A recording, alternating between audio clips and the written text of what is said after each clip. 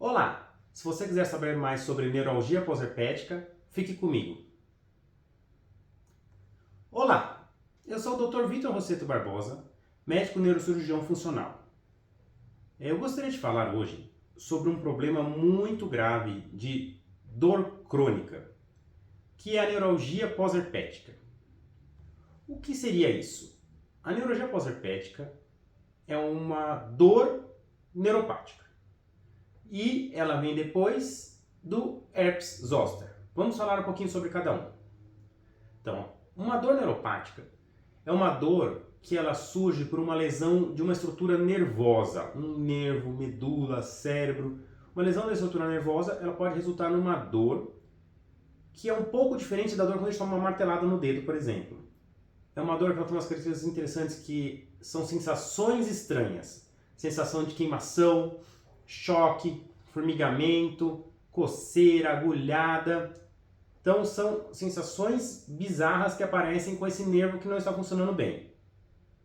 E essa neuralgia pós-herpética, a dor pós-herpes, ela vem depois de uma infecção que é a catapora.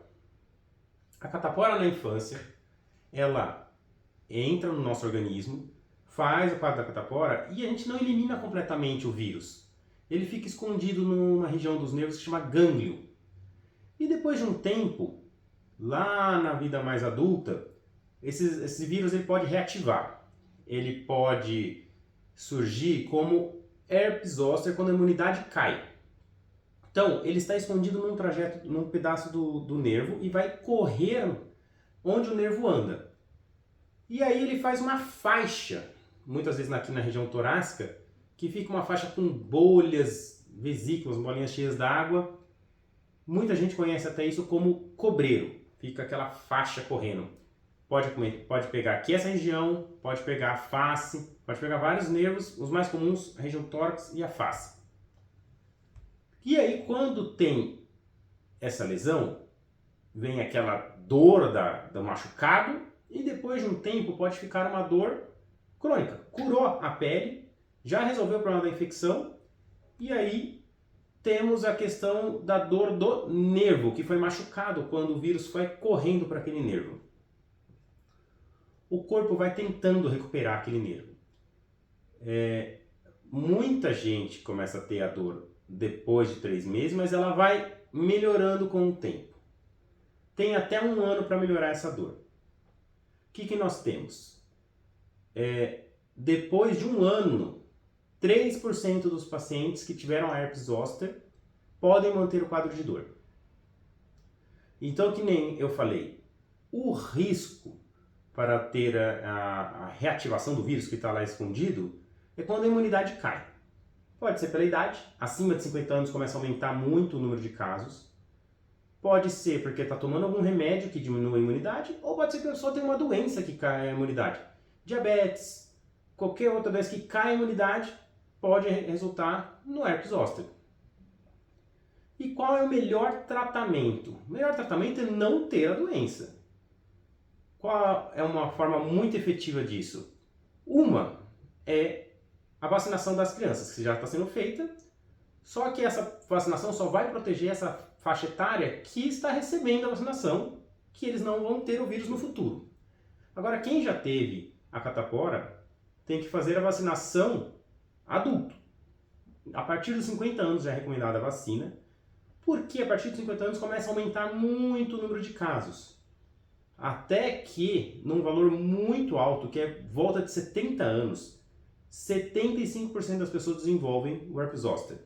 Que é eles que têm o vírus e não tomaram a vacina e naturalmente vão desenvolver. Então a vacinação é o melhor tratamento porque é uma prevenção. É o melhor jeito de não ter a dor é não ter o problema do herpes zoster. Já tive o problema. Então o corpo vai melhorar muito dos casos espontaneamente, mas tem outros riscos para ter a dor crônica, que é idade. Quanto mais velho se tem a doença, maior a chance. Intensidade da doença, quanto mais potente for a lesão no nervo, pior o quadro de dor. E se a gente entra com tratamento precoce. Entrar com um tratamento antiviral precoce reduz a chance de dor crônica. Então, entrar com o tratamento certo, porque muitas vezes as doses estão erradas, mas o tratamento certo, rapidamente. Depois de 3 meses e começa aquele quadro de dor, e tem aquele quadro de dor crônica, de dor de nervo, existe um protocolo bem estabelecido de medicações para dores neuropáticas, que é baseado em remédios que a gente chama de antidepressivos que atuam na dor, que é uma classe tricíclicos, duais. Os gabapentinoides são remédios para convulsão que nós usamos para dor, que é pregabalina, gabapentina. E no caso do herpes zoster tem muito remédio que a gente chama de tópico, cremes que podem atuar na dor. O problema é que esses remédios eles podem dar sonolência, tontura e principalmente eles são mais fortes em quem é mais sensível, que são os idosos. E a doença é mais comum em idosos. Então aí se começa a ser um problema. Pessoas sensíveis à medicação são justamente aqueles que têm mais o problema da herpes zoster e eles não aguentam tomar a medicação. Então, desses pacientes que sobraram com a dor depois de um ano, continuam com dor, o que fazer?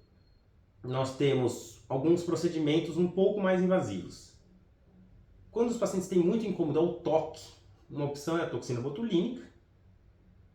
E depois não teve resposta com a toxina, ainda tem dor crônica.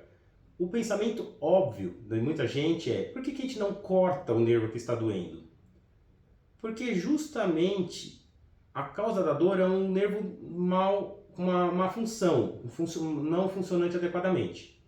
Se a gente vai lá e destrói aquele nervo, pode ocorrer o que a gente chama de desaferentação, piorar a dor do paciente. Então, uma opção, além da toxina botulínica, nós temos as modulações. Dá para colocar uma agulha que dá um choque bem forte no nervo, e como se ele resetasse o nervo, e até o implante de eletrodos no gânglio que é responsável por aquele nervo. Isso é avaliado caso a caso. Tem que ver a condição do paciente, quão agressivo a gente vai ser, invasibilidade, mas tem que ter em mente que o tratamento é melhor não ter a doença e que depois já tem medicamento, e para os casos que não aguentam a medicação ou estão refratários, temos os procedimentos mais invasivos. Por fim, tem sempre uma pergunta que é: já tive herpes zoster, toma a vacina? Sim, é melhor não ter outro episódio, né? Porque teve um que não pode ter outro. E aí piorar o quadro de dor. Se você conhece alguém com herpes zoster, compartilhe esse vídeo. Se você achou esse vídeo interessante, curta, nos siga e vamos ajudar a mandar essa mensagem para frente. Obrigado!